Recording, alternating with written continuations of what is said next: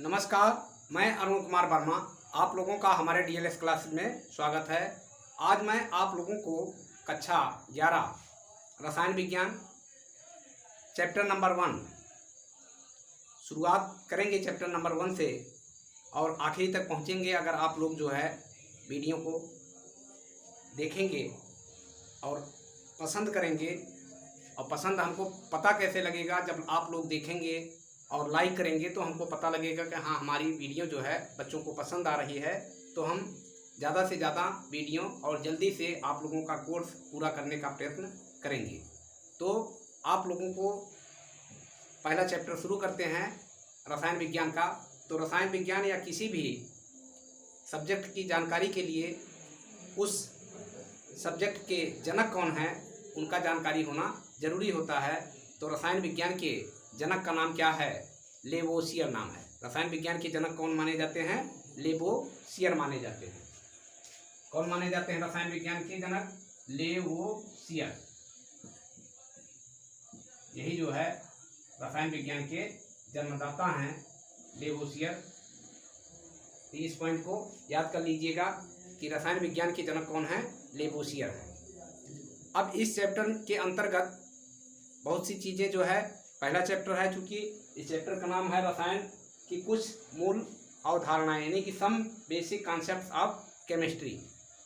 तो इसमें जो है कोई भी चैप्टर अगर पहला चैप्टर रहता है तो उसमें जो है सारे आगे क्या क्या पढ़ना है, क्या क्या टॉपिक हैं, उनके सारे के कुछ न कुछ सार दिए रहते हैं पहले ही चैप्टर में। तो इसको बड़े ध्यान से आप लोग जो है पढ़िएगा और देखिए। अब हम शुरू करते हैं। पहला टॉपिक क्या है? व्हाट इज केमिस्ट्री, यानी कि रसायन विज्ञान क्या होता है। रसायन विज्ञान को पढ़ने के पहले उसका हमें डिफिनीशन भी पता होना चाहिए। कोई भी विज्ञान या कोई भी सब्जेक्ट हो पढ़ा जाए तो उसका कम से कम डिफिनीशन तो शुरुआत में हमें पता होना चाहिए कि उसका परिभाषा क्या होता है।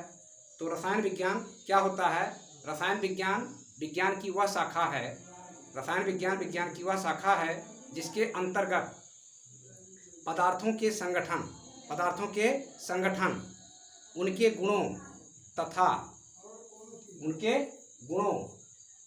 पदार्थों के संगठन, उनके गुणों, उनकी संरचना तथा उनमें होने वाले परिवर्तनों का अध्ययन किया जाता है। जैसा बोर्ड पर हमने लिख दिया है आप लोगों की सुविधा के लिए कि आप लोग जो है अगर चाहें तो इसको उतार भी लीजिए कि रसायन विज्ञान विज्ञान की वह शाखा होती है जिसके अंतर्गत पदार्थों के संगठन, उनके गुणों, उनकी संरचना तथा उनमें होने वाले परिवर्तनों का अध्ययन किया जाता है इसके अंतर्गत। अब इसमें रसायन विज्ञान को प्राचीन काल में रसायन विज्ञान के नाम से नहीं जाना जाता था। इसको जो है शिल्प और कला के नाम से जाना जाता था। कब तक? 17वीं सदी तक।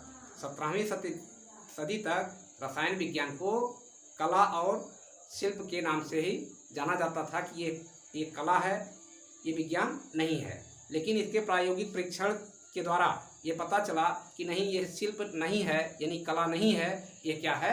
एक विज्ञान है जिसका नाम क्या रखा गया? रसायन विज्ञान रखा गया। रसायन विज्ञान क्या होता है? रसायन विज्ञान इसकी अपार बहुत सारी जो है इसकी जगहों पर ज़रूरत पड़ती है, यानी कि इसका जो है विस्तार बहुत बड़ा है। इसी कारण से इसको जो है कई शाखाओं में विभाजन करके इसका अध्ययन किया जाता है। तो हम लोगों को मूल रूप से 3 शाखाओं का अध्ययन पढ़ना है। पहला क्या होता है? अकार्बनिक रसायन, दूसरा होता है कार्बनिक रसायन, और तीसरा क्या है? फिजिकल केमिस्ट्री, यानी कि भौतिक रसायन। तो 3 रसायन के बारे में आप लोगों को पढ़ना है। और उसके बाद जो है विश्लेषिक रसायन, औद्योगिक रसायन, तमाम प्रकार की और शाखाएं हैं, जैव रसायन। तो इन सब के बारे में नहीं आप लोगों को जानकारी हासिल करने की ज़रूरत है अभी कक्षा 12 तक। तो 3 शाखाओं को हमें पढ़ना है। तो इसी के बारे में आप लोगों को बताते हैं। तो पहले आप लोग अगर चाहें तो इसका स्क्रीनशॉट ले लीजिए या उतार लीजिए कि रसायन विज्ञान विज्ञान की वह शाखा है जिसके अंतर्गत पदार्थों के संगठन, गुणों, उनकी संरचना तथा उनमें होने वाले परिवर्तनों का अध्ययन किया जाता है, जिसे क्या कहा जाता है? रसायन विज्ञान कहा जाता है।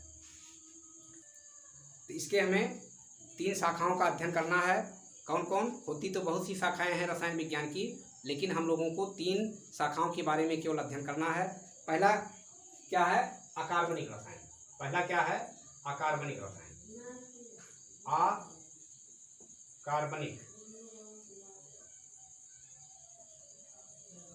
अकार्बनिक रसायन यानी कि इनऑर्गेनिक केमिस्ट्री। कौन सी केमिस्ट्री?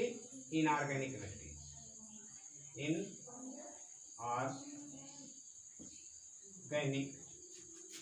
केमिस्ट्री।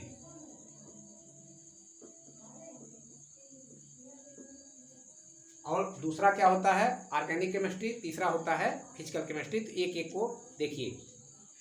अकार्बनिक रसायन के अंतर्गत हम किसका अध्ययन करते हैं? यानी कि तत्वों तथा उनके यौगिकों। तत्व क्या होते हैं? अगले लेक्चर में आप लोगों को बताएंगे। अगला है पदार्थों का संगठन जो है, उसमें है तत्व क्या है, यौगिक क्या है, तो उनके बारे में बताया जाएगा। तो इसमें इतना ही केवल जान लीजिए कि तत्वों का तथा उनसे बने हुए तत्वों के मिलने से यौगिक का निर्माण होता है। तो तत्वों तथा यौगिकों का अध्ययन इसके अंतर्गत किया जाता है। किसको? केवल कार्बनिक यौगिकों को छोड़कर। किसको? केवल कार्बनिक यौगिकों को छोड़कर शेष जो होते हैं, कोई तत्व हो या जो है तत्वों से बना हुआ यौगिक हो, तत्व हो या यौगिक हो, यानी कि एलिमेंट और कंपाउंड, उनका अध्ययन किया जाता है। केवल रिप्लेस किसको? कार्बनिक यौगिकों को छोड़ करके। तो ये हो गया। अब लिखने की इसकी ज़रूरत नहीं है, इतना आप लोग जानते हैं। आप लोग इतना समझदार हैं कि इसको बताने की या लिखने की कोई आवश्यकता नहीं है। अब चलते हैं दूसरे टॉपिक पर। कौन सा? कार्बनिक रसायन।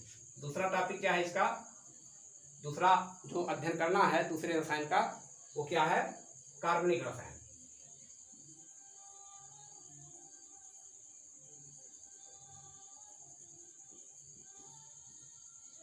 कार्बनिक रसायन, इसी को क्या कहा जाता है? Organic chemistry. ऑर्गेनिक केमिस्ट्री यानी कि कार्बनिक रसायन या इंग्लिश में ऑर्गेनिक केमिस्ट्री कहा जाता है। इसके अंतर्गत जो है कार्बनिक यौगिकों का अध्ययन किया जाता है। कार्बनिक यौगिक यानी कि इनऑर्गेनिक में क्या होता है?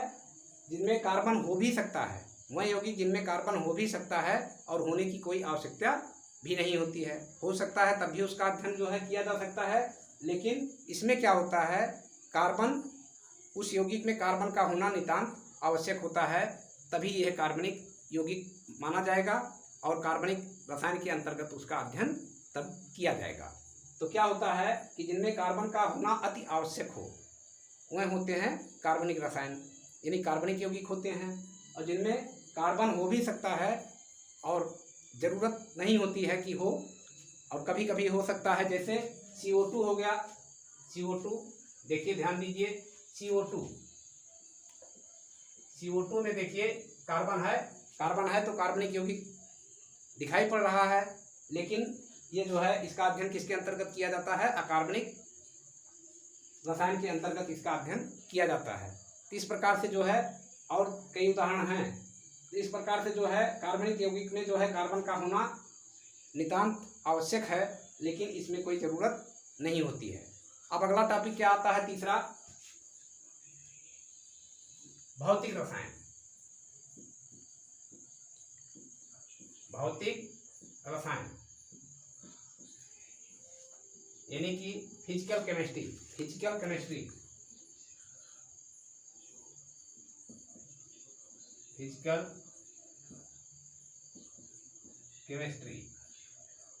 फिजिकल केमिस्ट्री में क्या होता है बेटा कि इसके अंतर्गत रासायनिक अपक्रियाओं, इसके अंतर्गत रासायनिक अपक्रियाओं के नियमों तथा उनके सिद्धांतों का अध्ययन किया जाता है।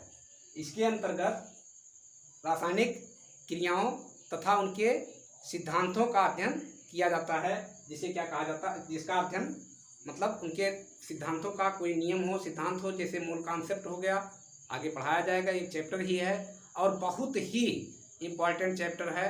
ये जो है आज से लेकर के आदि तक आप लोगों को काम देगा, क्योंकि मूल कॉन्सेप्ट से जो है कंपटीशन में भी अगर आप लोग विज्ञान पढ़ रहे हैं तो या तो इंजीनियर बनने का आप लोगों का ख्वाब होगा या डॉक्टर बनने का ख्वाब होगा या आगे और भी, लेकिन सब में इससे क्वेश्चन जो है मूल कॉन्सेप्ट से आता है और बहुत ही ईजी तरीके से आप लोगों को हम पढ़ाएंगे, जिससे बहुत विधिवत आप लोगों को इसके बारे में नॉलेज हो जाए। बहुत ही इम्पोर्टेंट टॉपिक है और आप लोगों का कक्षा 11 में सेकंड चैप्टर ही है, तो उस पर हम जब पहुंचेंगे तो आप लोगों को इतनी ईजी तरीके से बताएंगे बेटा कि आप लोग कहेंगे कि हाँ वास्तव में हमें समझ में आ रहा है।